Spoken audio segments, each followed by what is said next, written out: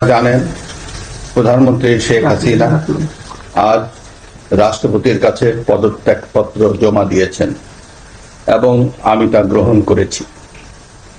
প্রধানমন্ত্রীর পদত্যাগ ও বৈষম্য বিরোধী ছাত্র আন্দোলনে সৃষ্ট পরিস্থিতিতে আজ বঙ্গভবনে তিন বাহিনীর প্রধান এবং বিভিন্ন রাজনৈতিক দলের নেতৃবৃন্দ, সুশীল সমাজের প্রতিনিধি ও বৈষম্য বিরোধী ছাত্র আন্দোলনের কয়েকজন সমন্বয়কদের সাথে আলোচনা হয়।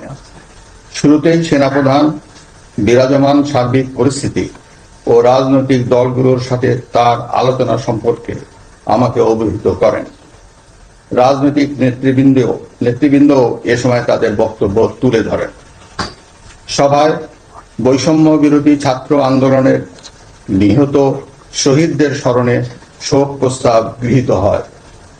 এছাড়া জরুরি ভিত্তিতে একটি অন্তর্বর্তীকালীন সরকার গঠনের সিদ্ধান্ত নেওয়া হয়। সকল দল ও অংশীজনদের সাথে আলোচনা করে গঠিত অন্তর্বর্তীকালীন সরকার যত দ্রুত সম্ভব নির্বাচনের ব্যবস্থা করবে। বৈষম্য বিরোধী ছাত্র আন্দোলন ও বিভিন্ন মিথ্যা মামলায় আটক সহ সকল বন্দীদের মুক্তি দেওয়া হবে। বৈষম্য বিরোধী ছাত্র আন্দোলনের নিহতদের পরিবারদের ক্ষতিপূরণ প্রদান ও আহতদের সুচিকিৎসার প্রয়োজনীয় সকল সহায়তা দেওয়া হবে। সর্বসম্মতিক্রমে বিএনপির চেয়ারপারসন বেগম খালেদা জিয়াকে মুক্তি দেওয়ার সিদ্ধান্ত নেওয়া হয়।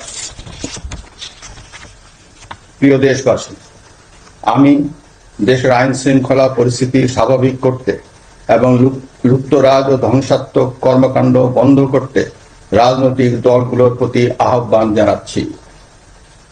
জনগণের জানমাল ও রাষ্ট্রীয় সম্পদ রক্ষায় সশস্ত্র বাহিনীকে কঠোর পদক্ষেপ নেওয়ার নির্দেশ প্রদান করছি।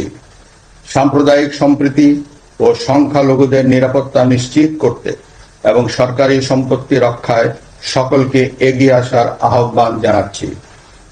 দেশের অর্থনীতি, প্রশাসন ও শিল্প কল কারখানা চালু রাখার লক্ষ্যে সকলকে কার্যকর ভূমিকা রাখার আহ্বান জানান। ছাত্র নেতৃবৃন্দ ও শিক্ষকদের সাথে আলোচনা সাপেক্ষে অতি শীঘ্রই শিক্ষা প্রতিষ্ঠানগুলি খুলে দেওয়া হবে।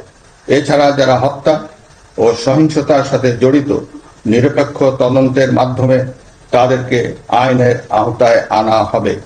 গণপ্রজাতন্ত্রী বাংলাদেশের সংবিধান অনুযায়ী অনতি বিলম্বে বর্তমান সংসদ বিলুপ্ত করা হবে। দেশের সকল অফিস আদালত আগামীকাল থেকেই স্বাভাবিকভাবেই চলবে।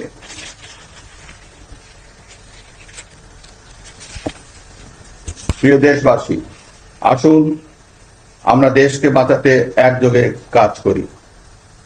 পারস্পরিক হিংসা বিদ্বেষ ভুলে ও প্রতিহিংসার ঊর্ধ্বে উঠে দেশকে এগিয়ে নিতে নিজ নিজ অবস্থান থেকে ভূমিকা রাখার জন্য আমি বিনয়ের সাথে আপনাদের প্রতি অনুরোধ করছি।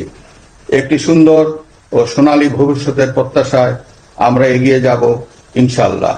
মহান আল্লাহ আমাদের সহায় হন। খোদা হাফেজ। বাংলাদেশ চিরজীবী হোক।